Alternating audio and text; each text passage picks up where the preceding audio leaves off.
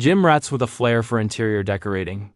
So before you get comfortable, take a moment to like the video and subscribe. But only if you genuinely enjoy what I do here, and let me know in the comments where you're tuning in from and what time it is for you. It's always fascinating to see who's joining us from around the world. Now dim the lights, maybe turn in a fan for that soft background hum. And let's ease into tonight's journey together. August 6, 1945, 08:15 hours. Imperial General Headquarters, Tokyo. A single decoded transmission from Hiroshima would shatter 3 years of carefully constructed illusions about industrial warfare. What the Japanese High Command read in that message would force them to confront a truth they had spent the entire war denying. America hadn't been fighting at full capacity. They had been holding back. The basement war room beneath the Imperial Palace sat 90 ft underground, insulated by reinforced concrete walls 4 ft thick. On the morning of August 6, 1945, the space hummed with the familiar rhythm of a losing war. Field Marshal Shinroku Hata's morning intelligence briefing had become a ritual of managed decline. At precisely 08:15 hours, Communications Officer Lieutenant Colonel Tishi Yamamoto burst through the steel door without the customary bow. In his hands, he carried a decoded transmission that would fundamentally alter Japan's understanding of the war it had been fighting. The message was fragmentary, sent from the Hiroshima Regional Military Command just before all communications ceased. Entire city destroyed by single bomb. Blast radius exceeds all previous bombardment. Unknown weapon type. Casualties catastrophic. Request immediate.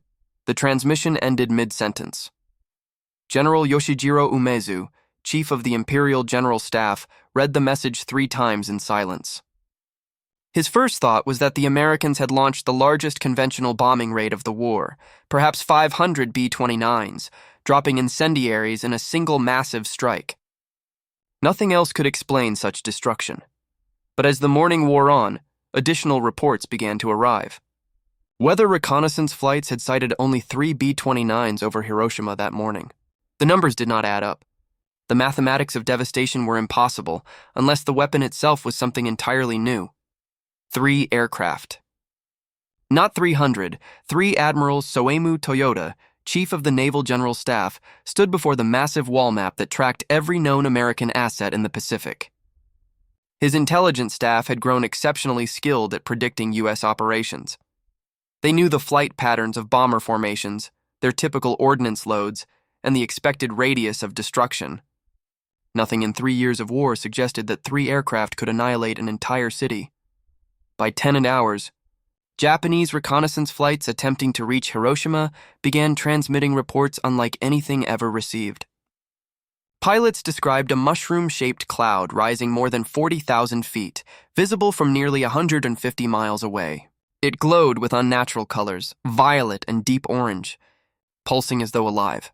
At 11:30 hours, Foreign Minister Shigenori Togo received the first eyewitness account from a railway official stationed 15 miles outside Hiroshima. The man's statement, recorded by Togo's secretary, described a flash brighter than 1,000 suns, followed by a pressure wave that hurled trains from their tracks. He reported that the entire city center had vanished, replaced by a roaring firestorm visible from the surrounding mountains. When the Supreme War Council convened that afternoon at 1400 hours, the chamber was silent. The air was heavy with dread. Every man in the room understood that Japan had just witnessed the arrival of a weapon beyond comprehension. Prime Minister Kantaro Suzuki, a man who had already survived multiple assassination attempts for even suggesting peace, read the assembled reports in silence. His hands trembled slightly as he placed the documents on the long lacquered table. "Gentlemen," he began softly, "we must consider what this means. General Korichika Anami, Minister of War and the most resolute voice for continuing the fight, spoke first. American propaganda," he said firmly. "They want us to believe they possess weapons they do not have. Hiroshima was destroyed by a massive conventional raid. They used deception to make 3 aircraft seem like gods." For a moment, no one spoke. Then Admiral Soemu Toyoda, a man of impeccable discipline who never interrupted another officer, cut him off. 3 aircraft, Anami-san." His voice was quiet but absolute. "Our radar tracked them. Our observers watched them. 3. The words hung in the air like falling ash. For 3 years, Japanese strategy had rested on a single, unshakable belief that spiritual resolve and tactical brilliance could overcome American industrial might. The United States could build more ships, more planes, more tanks, but Japan, it was believed, would fight with such ferocity that American willpower would break first. Now, in a single morning, that doctrine was dissolving before their eyes. A weapon that could erase a city with 3 aircraft, or perhaps with 1, made courage and sacrifice meaningless. This calculation had guided every Japanese decision since Pearl Harbor. When American factories produced 300,000 aircraft, Japan's leaders told themselves that their pilots, though outnumbered, would fight with 10 times the spirit. When American shipyards launched cargo vessels faster than German U-boats could sink them, Tokyo reassured itself that American sailors lacked the warrior's heart. But the destruction of Hiroshima by a single bomb suggested something far more unsettling. It implied that American industrial and scientific power had reached a level where Japanese resistance was not merely difficult, but meaningless. It suggested that, even while fighting a war across 2 oceans, the United States had been developing weapons so advanced that Japan's entire conception of warfare was obsolete. At 1600 hours, Colonel Hideaki Sato, senior intelligence officer of the Imperial General Staff, presented his analysis. For 4 years, his team had tracked American production capacity, an uncomfortable duty, because their projections had always been accurate and terrifying. His report was brief, almost clinical. Since 1941, the United States has produced 88,410 tanks, Japan 6,450. The Americans have built 41 aircraft carriers. We have built 15. Their shipyards launch cargo vessels faster than the Germans can sink them. Their capacity expands, even as ours contracts. He paused, then added quietly, "If they can produce a bomb that destroys a city with 1 aircraft, gentlemen, there is no calculation left that favors us." But Sato's new calculation shattered everything Japan's military leadership believed about the war. "If," he said, his voice barely audible, "the Americans can destroy entire cities with a single bomb, then they possess scientific capabilities that make every comparison of numbers meaningless. They are not fighting the same war we are fighting." The silence that followed was broken, only by Foreign Minister Togo. He spoke the thought that everyone else feared to voice. "And if they have 1 such bomb," he said, "we must assume they have more." For years, Japan's understanding of American power had been built on a foundation of comforting myths, beliefs so deeply ingrained that they had come to feel like facts. These assumptions, repeated in thousands of staff meetings, intelligence briefings, and imperial conferences, would all collapse within days of Hiroshima. To understand the shock that gripped Japan's high command, one must first understand what they had convinced themselves was true. In November 1941, as Japan prepared for war, Admiral Isoroku Yamamoto, commander of the combined fleet, had given what would prove to be the most accurate assessment of American industrial strength ever delivered by a Japanese officer. His warning, recorded in the minutes of the Naval General Staff, was stark. "I can run wild for 6 months, perhaps a year, but I have utterly no confidence for the 2nd or 3rd year." Yamamoto knew America. He had studied at Harvard, served as a naval attaché in Washington, and seen the scale of American factories and shipyards with his own eyes. He understood that Japan could win battles, but never a war of production. Second, morale. Japan's military leadership believed that America, as a democratic and materialistic society, lacked the will to sustain a long and costly war. The phrase "decadent America" appeared repeatedly in Japanese army planning documents, reflecting a conviction that the United States could build weapons but not endure sacrifice. Japan's soldiers, by contrast, were raised in a warrior culture that glorified death in battle. Where the Americans fought to live, the Japanese fought to die, and that, they believed, would make them invincible. The third pillar of their confidence was speed. Japan's early strategy, what Yamamoto himself called a sprint before the marathon begins, depended on winning quick, overwhelming victories. If Japan could destroy the U.S. Pacific Fleet, seize the Philippines, the Dutch East Indies, and the resource-rich territories of Southeast Asia, it could negotiate peace from a position of strength before America's industrial advantage could take effect. For a brief moment, that illusion held. Pearl Harbor, the fall of Singapore, and the conquest of the Philippines seemed to validate the strategy.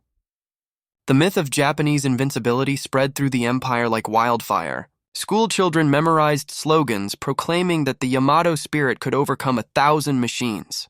Newspapers mocked America as a nation of merchants too soft to endure the blood price of war. But by 1943, the arithmetic Yamamoto had warned about began to assert itself. At Midway, Japan lost 4 carriers it could not replace. In the Solomons, American shipyards launched new vessels faster than Japan could repair damaged ones. B-17s and B-24s darkened Pacific skies, and by 1944, the first B-29 superfortresses were striking the Japanese home islands from bases in the Marianas.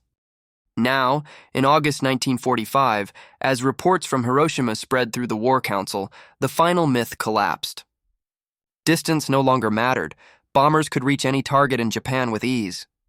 Morale no longer mattered. A single weapon could annihilate entire cities regardless of courage. Speed no longer mattered. The Americans had developed weapons so advanced that the very concept of tempo in warfare was obsolete. At Guadalcanal, when Japan lost over 25,000 men attempting to retake an airfield, the defeat was attributed to insufficient spiritual preparation, not to the fact that American logistics delivered food, ammunition, and reinforcements faster than Japan could. At the Philippine Sea in June 1944, when over 300 Japanese aircraft were destroyed in what American pilots called the Great Marianas Turkey Shoot, the official explanation, again focused on inadequate training and poor weather, not the catastrophic collapse of Japan's pilot corps or the superiority of American radar and fighter coordination. Each loss was rationalized as an exception, never a symptom of systemic failure. The myth of Japanese moral and tactical superiority remained intact even as Japan's strategic position disintegrated. But Hiroshima rendered further denial impossible. No amount of spiritual strength could explain the instantaneous annihilation of a city by 3 aircraft. Foreign Minister Togo, breaking the stunned silence that followed Sato's briefing, spoke in a low, measured tone. "Gentlemen, for years we have said that Japanese spirit could overcome American machines. Now we face a machine that spirit cannot touch." General Anami, his face expressionless, finally replied, "Then we must determine whether this weapon is unique, or whether they can use it again." Intelligence officers were dispatched to collect all available data from Hiroshima. But the reports that returned that evening only deepened the horror. Streets fused into glass, bodies vaporized, leaving only shadows on walls, survivors dying from burns without visible wounds. The destruction had no precedent in human history. At 22 hours, the War Council adjourned in silence. In the underground corridors of the Imperial General Headquarters, one thought echoed through every mind, though few dared speak it aloud. If America possessed more of these weapons, Japan's entire war strategy, its faith in endurance, sacrifice, and spiritual strength was not merely defeated, it had been rendered meaningless. Sato placed a slim folder on the table before the 6 men who controlled the fate of Japan, the Supreme War Council. His voice was steady but quiet, the tone of a man who understood that truth could be dangerous. "Gentlemen," he began, "this report is not speculation. It is derived entirely from verifiable production, combat, and logistics data. I present it now because continued concealment serves no military purpose." He opened the folder and read from the first page. "Japan has lost 90% of its merchant shipping capacity. Fuel reserves are below 30 days at current consumption. Aircraft production has fallen to less than 1/10 of American monthly output. Our remaining air units are composed primarily of pilots with fewer than 100 flight hours. American pilots average over 600. He turned the page. Our army divisions in China and the home islands are immobilized by fuel shortages. Ammunition stockpiles are sufficient for 2 major engagements. Communications infrastructure is collapsing. If the Americans choose to invade, we will not be able to supply even half our frontline units after the first month." No one spoke. Even Anami, whose defiance had defined the council for years, stared at the table.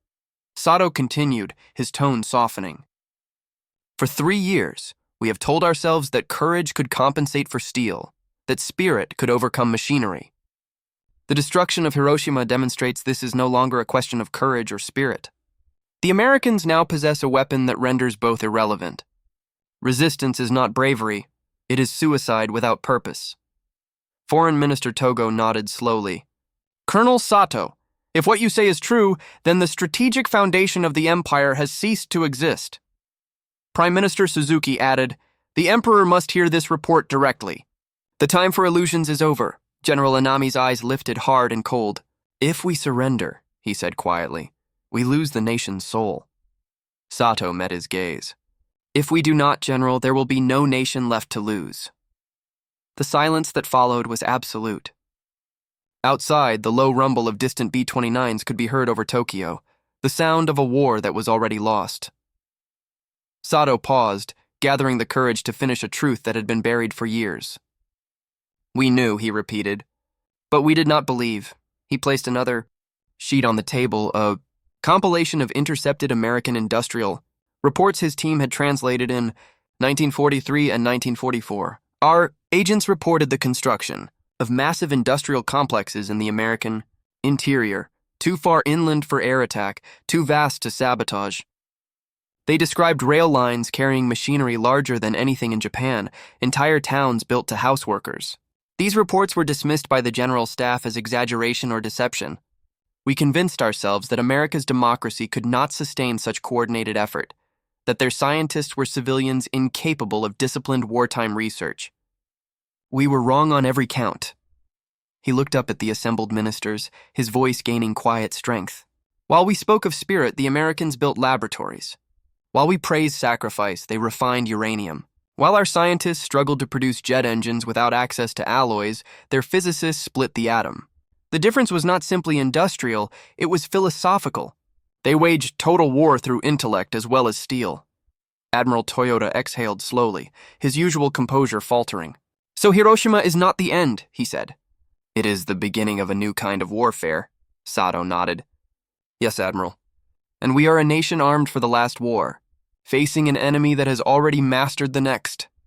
Foreign Minister Togo whispered almost to himself, "We have been fighting ghosts, an image of America that ceased to exist years ago." Prime Minister Suzuki leaned back, eyes closed, and said what none of the others dared. "Then the question before us is no longer whether we can win, but whether we can survive." The council chamber fell silent once again, each man confronting the realization that Hiroshima had not merely destroyed a city, it had annihilated an entire world view. The images defied comprehension. Entire districts had vanished, leaving only scorched earth and faint geometric outlines where buildings once stood. The city center, once dense with homes and factories, was now an open plain of ash. Rivers glowed with a dull metallic sheen. Shadows of human beings were burned into stone steps and bridge railings, permanent silhouettes marking the instant of their annihilation. General Umezu studied the photographs in silence, his hand trembling slightly as he turned each page. "This is not destruction," he murmured. "This is erasure." Admiral Toyoda leaned forward, his voice low. "If the Americans can do this to one city, they can do it to Tokyo, Osaka, Nagoya, all within days." Foreign Minister Togo added grimly, "And if they have more of these weapons, they can destroy the empire faster than we can even negotiate its surrender." Colonel Sato spoke again, reading from the latest intelligence summaries. Radio intercepts from Washington confirm President Truman's public statement. The weapon is atomic in nature. He warned that unless Japan surrenders unconditionally, they will use it again. There is no reason to doubt him. Prime Minister Suzuki stared at the table, the weight of inevitability settling over him. "Then the question," he said softly, "is no longer what kind of bomb it is, but how many they have." Sato replied without hesitation, "If they built one, they can build more. Our intelligence suggests industrial capacity sufficient for dozens. The limiting factor is uranium, not will." For the first time in years, no one in the room spoke of victory, or even honor. The language of sacrifice and perseverance, so long the currency of Japan's war, effort, had evaporated in the glare of the atomic. Flash General Umezu opened the meeting with the reconnaissance. Photographs spread across the long oak table. No one spoke for nearly a minute. The silence was broken only by the faint hum of the ventilation system deep within the underground command center. "This," Umezu finally said, pointing to the aerial image, "is Hiroshima. Or rather, it was." The image showed a perfect circle of annihilation. Roads and rivers remained faintly visible, like scars on burned skin, but everything else, homes, factories, hospitals, temples, had vanished. Admiral Toyoda exhaled sharply. A single bomb, one aircraft. This is no longer war in any form we understand. Foreign Minister Togo nodded grimly. The Americans have redefined destruction itself. Our defensive preparations, our fortifications, our civil defenses, they are meaningless. Colonel Sato read from the latest intelligence intercepts. American radio broadcasts confirm President Truman's declaration. The weapon's explosive power equals 20,000 tons of TNT. They call it an atomic bomb. The implication is clear. The energy of the atom itself has been harnessed for warfare. General Anami, still unshaken in his martial posture, leaned forward. Can we be certain they possess more than one? Sato hesitated. No, but logic dictates that they do. Such a device requires years of preparation. They would not reveal it unless they had multiple weapons ready. Togo interjected, his tone sharp. Then we must assume that Tokyo, Osaka, Nagasaki, any city could be next. Togo's voice was steady, but each word carried the weight of finality. No one spoke. Even the normally unflappable Admiral Toyoda sat motionless, eyes fixed on the table. The room's air seemed to thicken with the enormity of the moment. Togo continued, laying out the situation in precise, almost clinical terms. The Americans have demonstrated a weapon capable of erasing a city in seconds. The Soviets, with overwhelming ground forces in Manchuria, will overrun our remaining armies in weeks. We cannot fight both. We cannot negotiate with either. The Emperor must be informed that continuation of the war means extinction. General Anami, who had for months championed the idea of a final battle on the home islands, finally spoke, his voice quieter than usual. If we surrender, he said, we condemn the spirit of every man who has died for the Empire. But if we fight on, we condemn every man, woman, and child still living in it. Prime Minister Suzuki looked across the table, his expression hollow. Then the question before us is no longer military, he said. It is moral. Colonel Sato, who had compiled the data that no one wanted to believe, closed his briefing folder. The Americans, he said softly, have weaponized the laws of nature themselves. We are standing at the edge of a new world, one we cannot enter through war. No one answered. Outside, air raid sirens wailed faintly in the distance, a grim reminder that even as Japan's leaders debated the end, destruction was still in motion. Within hours, another American B-29 would be en route to Nagasaki. The room had been stripped of illusion. What began as a strategic debate in Tokyo had become an argument about survival, national, cultural, generational. August 8th's dispatches arrived like a verdict. Soviet armies, fresh from Europe and supplied in part by American industry, were pouring across the border into Manchuria. The vaunted Kwantung Army, once a symbol of Japan's martial pride, was shattered in days.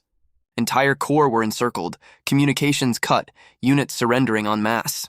What had once been a distant, abstract threat now announced itself as an irresistible, immediate force at the Empire's doorstep.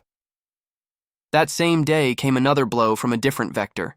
On August 9th, the B-29 Boxcar dropped the second atomic bomb on Nagasaki. The city's hills and shipyards were ripped by a blast that, though smaller in yield than Hiroshima, still annihilated whole neighborhoods and produced casualties and suffering beyond comprehension.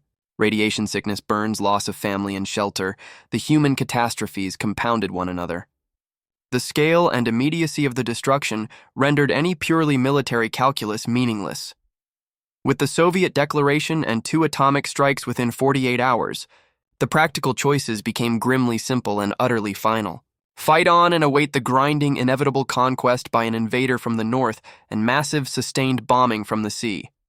Fight on and accept the slow vaporization of cities in a new, apocalyptic kind of war, or capitulate, surrendering sovereignty, but preserving whatever human life and institutions might remain. There were no strategies left that could avoid those outcomes. Behind closed doors, the council argued as men facing a moral as well as strategic abyss. Hardliners insisted that to surrender would be to betray the dead and the emperor's honor.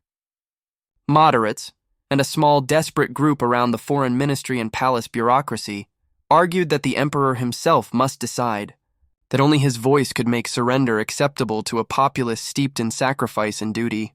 The debate slipped from intellectual to pastoral. What would the people accept? How could the nation be persuaded to live when the code of honor equated death with fidelity? On August 10th, after days of parley and paralysis, an extraordinary palace conference was convened.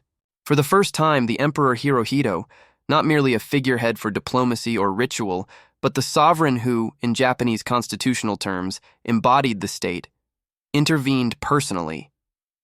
He listened to the arguments, heard the casualty estimates, the logistics, the reconnaissance, the grim photographs. Then he spoke. Not in the stentorian rhetoric of command, but in the quiet, inexorable tone that would later be recorded. "The bomb is a new and cruel thing," he said. "To continue the war would mean the obliteration of the Japanese people. I cannot bear to see my subjects extinguished."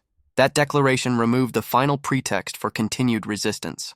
On August 14th, the cabinet authorized acceptance of the Potsdam terms, with the crucial caveat that they seek the preservation of the imperial institution, a constitutional role rather than an absolute throne, and that the emperor be allowed to remain as a symbol of the nation. The Allies' demand for unconditional surrender had been blunt, and the Japanese negotiators' caveat would be the single contentious phrase in the occupation that followed. Within hours, the decision was made public to the council. Preparations began for the most wrenching act any modern state had yet undertaken, instructing a nation to lay down arms. On August 15th, in a voice broadcast to a stunned archipelago, Emperor Hirohito addressed his people. For many Japanese, it was the first time they had heard his voice. The language was formal and tinged with the cultural idiom of duty and endurance. War had brought untold suffering. The time had come to accept the will of the mighty powers, and to endure the trials of occupation so that the seeds of a peaceful reconstruction might take root. He called for calm, for the protection of life, for cooperation with the occupying forces. Millions wept. Some could not accept it. Nationalist factions reacted with fury. But the institutional machinery of surrender, radio silence, ceasefires, the assembly of naval and air commanders, the movement of troops to surrender points, began almost immediately. The consequences were immediate and sweeping. Japanese units in China, Southeast Asia, and the Pacific were ordered to cease hostilities. Ships at sea struck their colors. Prisoners of war were liberated. Occupying forces, principally American, with Soviet operations in the north and the eventual presence of Commonwealth forces elsewhere, began the long, exacting work of disarmament, repatriation, and relief. Cities lay in ruins. Millions were homeless, hungry, and traumatized. The atomic blasts had introduced a new dimension of human suffering, radiation casualties that would persist for decades, and a moral reckoning that would reverberate across generations. Strategically, the surrender marked the end of a conflict that had been decided long before a single mushroom cloud condensed over Japanese skies. Industrial capacity, logistics, and science had created a gap that tactical daring and martial ethos could not bridge. The atomic bombs made that gap visible to everyone in a single, terrible instant. The Soviet entry into the war made it militarily decisive. Japan's leaders, confronted with the arithmetic of mobilization and destruction, chose survival of the nation, not as an absolute triumph, but as an anguished, pragmatic act to save lives. The post-war world that followed was shaped as much by these final days as by any other moment of the conflict. Occupation and reconstruction remade Japan's institutions, demilitarized its polity, and anchored it to a new Pacific order dominated by American power and backed by industrial might. The memory of Hiroshima and Nagasaki changed how nations thought about war and technology. The moral questions raised continue to challenge policymakers and citizens. What means are ever justified by ends? How to weigh the lives of populations against strategic imperatives? And how to ensure that industrial power serves human flourishing rather than human annihilation? In the end, the choice Japan's leaders faced was the bluntest possible. There was no glorious middle path left, only survival or extinction. They chose to surrender. The cost of that choice was immense. The cost of rejecting it would have been incalculable. The last weeks of the war thus stand as a final lesson in modern history. When industrial capacity, scientific discovery, and logistics converge, they can create forces that transform the political and moral calculations of entire nations. The task afterward was not merely reconstruction of factories and ports, but the reconstruction of a polity and a people, able to live with the memory of what had been done and what might never be done again. A single American.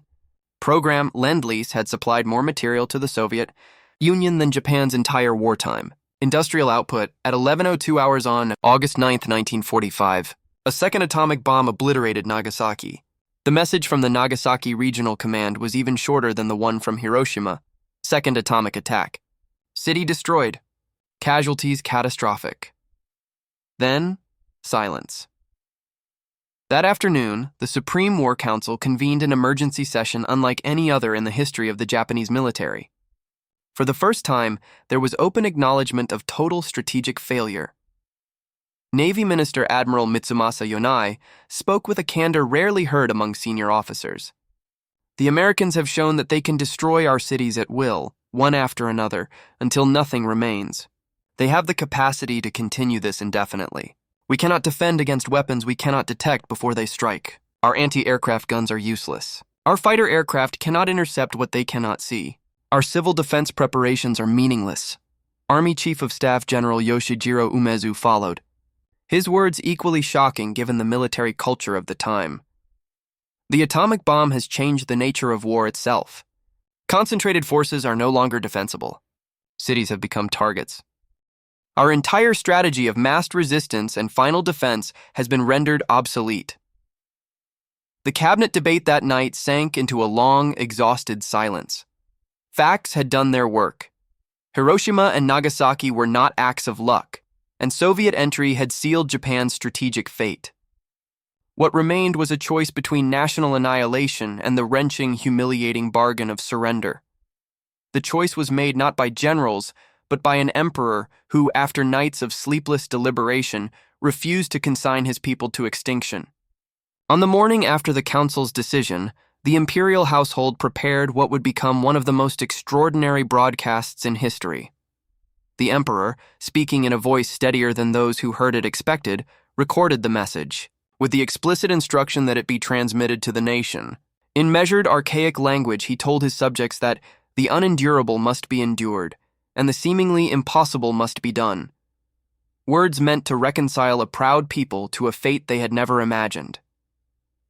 He acknowledged the suffering and declared acceptance of the terms of the Potsdam Declaration in order to prevent the further cruel suffering of the Japanese people.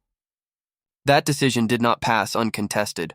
In the long night between decision and broadcast, a small band of military officers, unwilling to accept surrender, attempted to seize the recording and prevent its airing. The Kyujo incident, a desperate coup, saw soldiers burst into the imperial palace, battle for control rooms, and try to silence the voice of the sovereign. For hours, Tokyo teetered on the edge of civil war. Loyal palace guard, palace officials, and a few resolute police officers held back the conspirators. The plot collapsed not in a great clash of arms, but in confusion, hesitation, and the stubborn authority of palace staff who refused to allow the emperor's will to be subverted. At noon on 15th of August 1945, Japan Standard Time, the emperor's voice, a private voice made public, poured from loudspeakers into streets and tea shops, into factories and mountain villages. Millions heard a formal, quiet injunction. The war was over. For many, the words were scarcely comprehensible. For some, they were a relief so deep it left them numb. Crowds reacted in different ways: relief, disbelief, weeping, even rage. But the once insistent drumbeat of total war had been broken. The cessation of hostilities did not mean an immediate return to normality. Allied forces imposed strict demobilization and disarmament. In the weeks that followed, American occupation forces under General Douglas MacArthur, appointed Supreme Commander for the Allied powers, moved in to take control of ports, airfields, and government ministries. The occupation was comprehensive. The military was dismantled, war production ceased, and a vast administrative apparatus was set up to feed a starving population, repatriate millions of soldiers and civilians scattered across Asia, and bring order to a society reeling from defeat. Politically, the consequences were profound. The emperor retained his throne, a decision the Allies believed useful to preserve order, but the old sacral claims were repudiated. In the months that followed, Hirohito issued a formal statement, disavowing his divinity.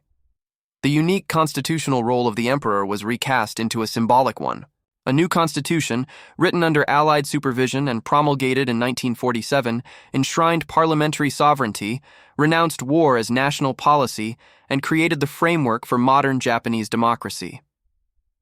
Accountability followed. The International Military Tribunal for the Far East prosecuted leading figures for war crimes. Others faced national trials. Millions of Japanese soldiers, administrators, and collaborators were repatriated, interned, or prosecuted. The empire itself was dismantled. Colonies and occupied territories were liberated, and Japan's footprint in Asia contracted rapidly. And yet defeat was not the only aftershock. The immediate post-war years were a brutal crucible: famine, dislocation, housing destroyed, but they also set the conditions for a reconstruction that would be as dramatic as the collapse had been. Under American oversight, land reform, labor law, and educational restructuring were implemented. Foreign capital, technology transfer, and a reorientation toward peaceful industry, combined with a disciplined work ethic and the exigencies of post-war recovery, produced a recovery that surprised even those who had engineered Japan's surrender.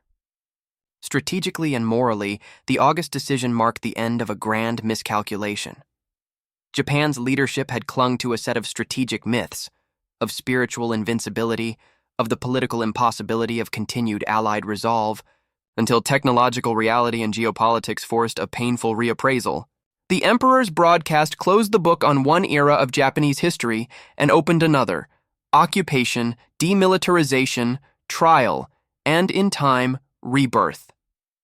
Decades later, the shadow of those days would linger in memory and law. The images of mushroom clouds would remain among the clearest warnings in human history about the consequences of industrialized violence. The nation that rose from the ashes would, by conscious design, bind itself to peace.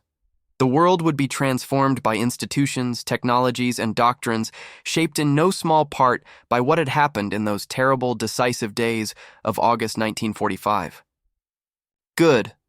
I'll pick up the story from that fragile, decisive moment and follow it through the final unraveling of resistance, the formal surrender, and the immediate political and social consequences that remade Japan. The final crisis, ambiguity, hardliners, and the palace coup after the Swiss Channel message on 10th of August and the deliberately careful Allied reply on 12th of August, Japan found itself in a last, terrible limbo. The Allied wording, leaving the Emperor's ultimate fate to the freely expressed will of the Japanese people and the authority of the Supreme Commander, was meant to be flexible enough to secure surrender, yet firm enough to insist on unconditional terms. To many in the Japanese military leadership, it looked like a demand for abdication and foreign subordination. That interpretation hardened the resolve of the hardliners. Between 12 and 15th August, there was furious negotiation inside the palace and the Supreme War Council.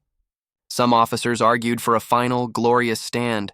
Others, palace officials, many civilian ministers, and a growing body of commanders who had seen the evidence from Hiroshima, Nagasaki, and the Soviet offensive, argued that to continue was national suicide. The Kyujo incident, 14-15 August, was the climax of this internal rupture. A small group of army officers attempted to seize the imperial palace, prevent the broadcast of Emperor Hirohito's surrender message, and keep fighting. For a few tense hours, Tokyo teetered on collapse.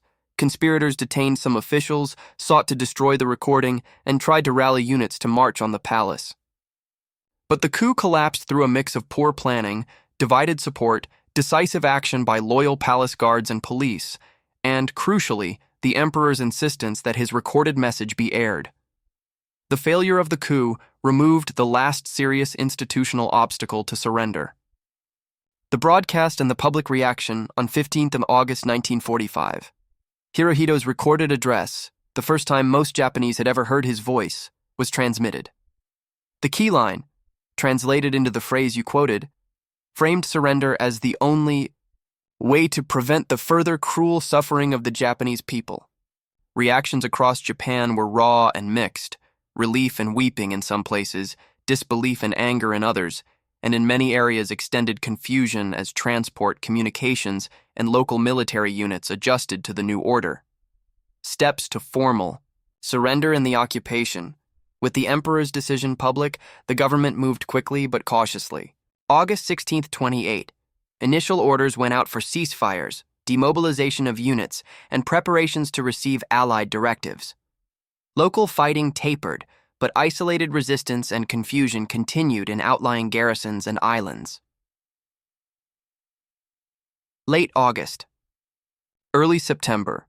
Allied occupation forces, organized under General Douglas MacArthur as Supreme Commander for the Allied Powers, SCAP, began to move in, secure key ports, disarm Japanese units, and establish control of communications and transport hubs. September 1945, the formal instrument of surrender was signed aboard USS Missouri in Tokyo Bay. Representatives of the Japanese government and the Emperor signed.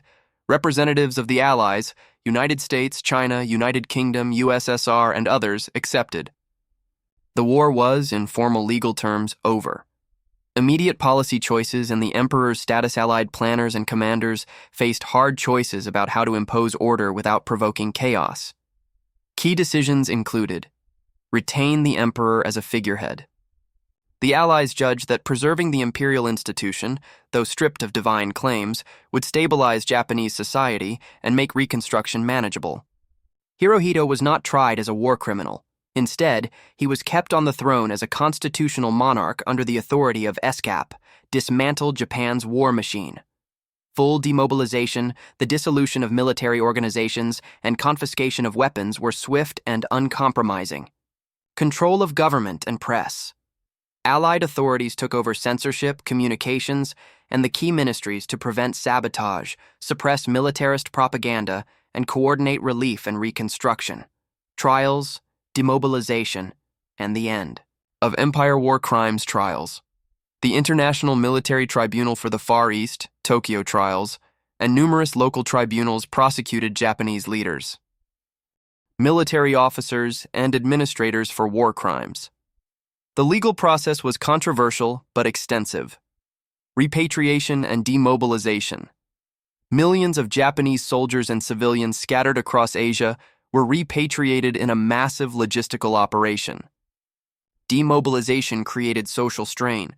Large numbers of unemployed military personnel returning to a devastated economy, dismantling the empire. Colonies and occupied territories regained independence or were occupied by Allied Chinese Soviet forces. Japan's imperial project disintegrated.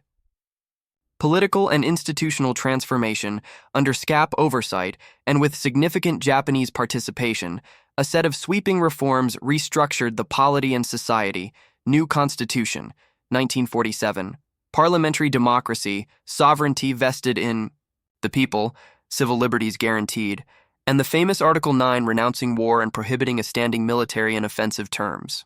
Land reform and economic decentralization. Large landholdings were broken up. Formerly dominant zaibatsu conglomerates were constrained. These reforms weakened the old elite power structures and promoted a broader middle-class economy. Labor, education, and civil reforms. Labor rights expanded, education purged of militarist content, and the judicial system reoriented toward due process and civil rights. Retention but redefinition of the emperor. Hirohito became a symbolic constitutional monarch, his divinity formally renounced. The imperial household remained but with diminished political role. Occupation, treaty, and recovery. The Allied occupation was long and active, 1945-1952. Emergency relief, reconstruction of infrastructure, and economic stabilization were priorities.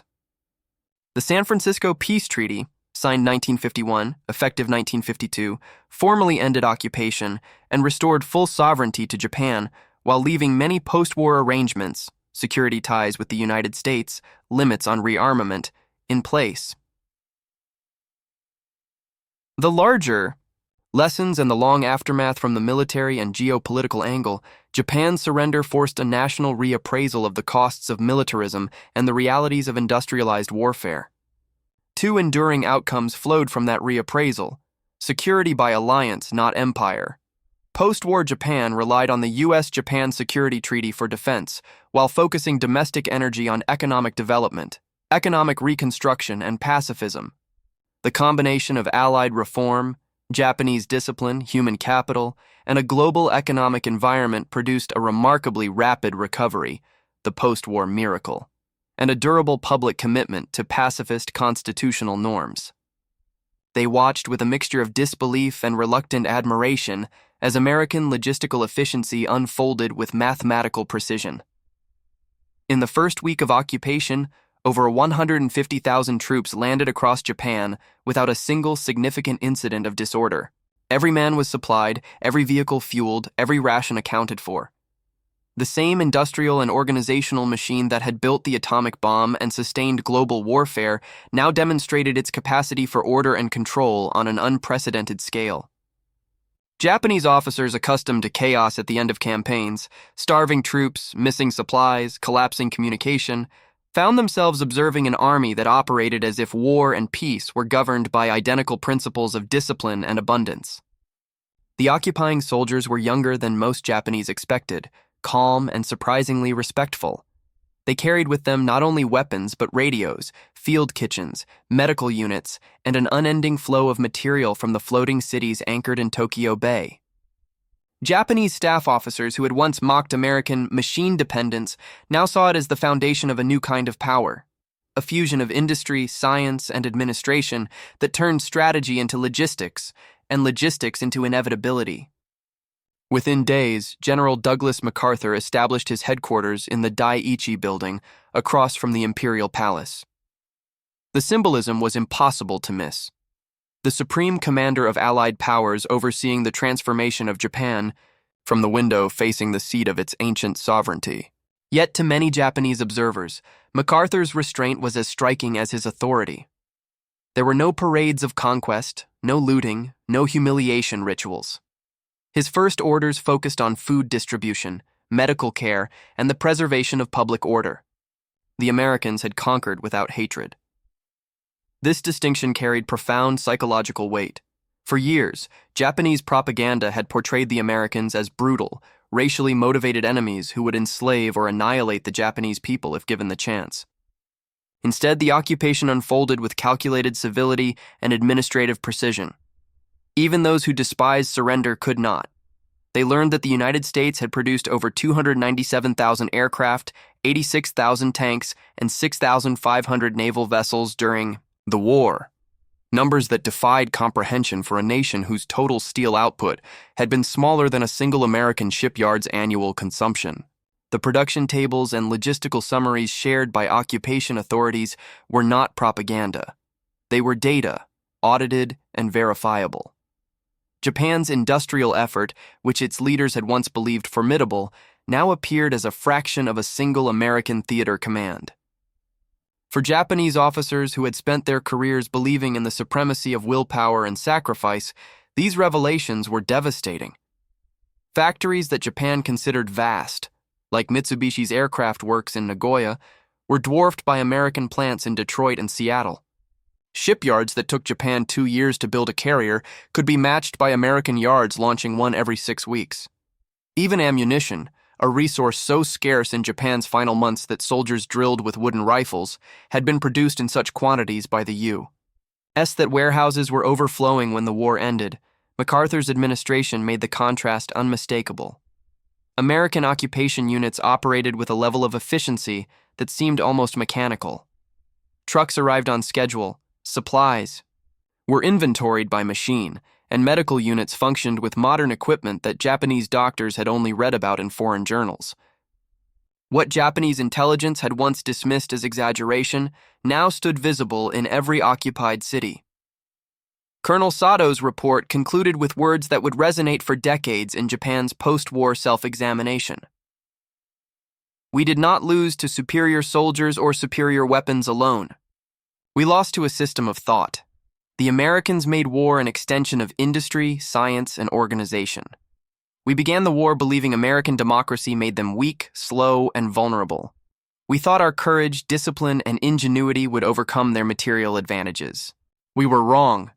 We were not merely outproduced. We were outthought, outorganized, and overwhelmed by a civilization capable of converting knowledge, industry, and human capital into decisive military power. Every assumption guiding our strategy collapsed under the reality of American capability. Toyoda's reflections highlighted a fundamental lesson that extended beyond Japan's military defeat. Modern warfare was no longer just a contest of valor or tactical brilliance. It was a contest of systems, industry, logistics, research, and education combined with strategy and leadership. The atomic bomb was the most dramatic demonstration, but the underlying reality was pervasive. The U.S. had integrated industrial scale, scientific innovation, and administrative efficiency into a single war machine, achieving effects that no traditional army, no matter how brave or skilled, could match.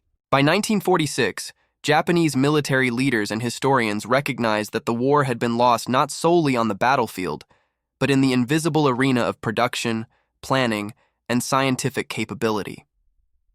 Toyoda wrote, "Courage alone could not defeat the combined force of American ingenuity and industrial power. Every act of valor was matched and exceeded by an infrastructure beyond our comprehension.